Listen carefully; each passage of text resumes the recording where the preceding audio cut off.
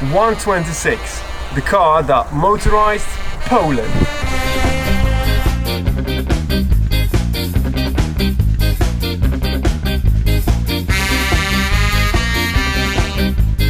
Let's begin with the definition of the youngtimer.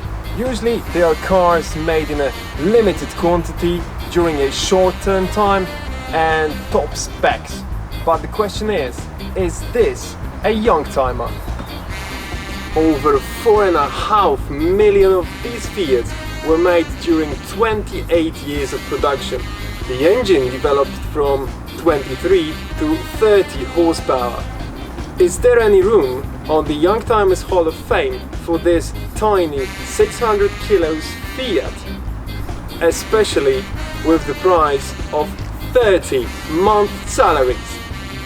Claiming that average month salary is €1,000, imagine paying €30,000 for brand new budget spec Fiat 500 nowadays.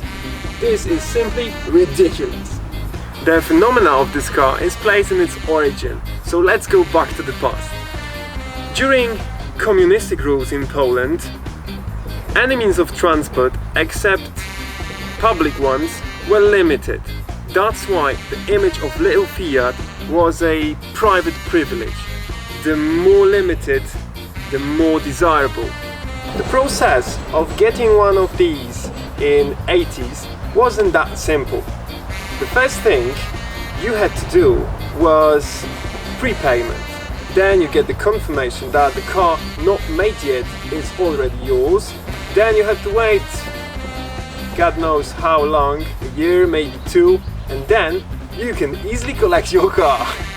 Paradoxically, on the same time, 9,000 of Polish Fiats was leaving factory each month.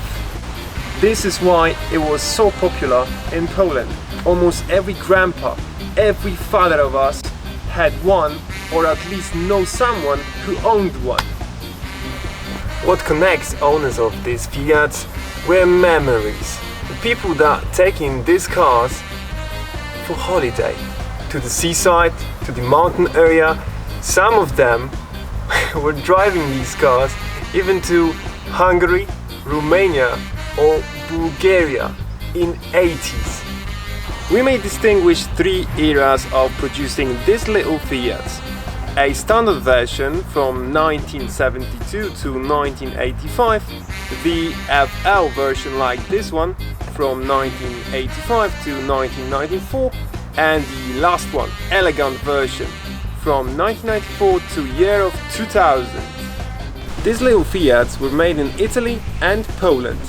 They were also exported to mostly all of European countries and some exotic countries as well, like Chile, New Zealand, Australia, China or Cuba.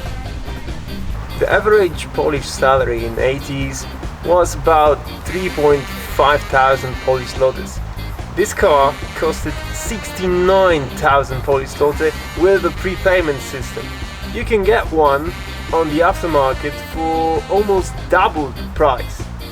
Nowadays, if you want to get one, the prices vary from €200 for a rusty, let's say, vehicle up to €12,000 for well-kept specimen with original upholstery, original paintwork and with a mileage below 1,000 kilometers.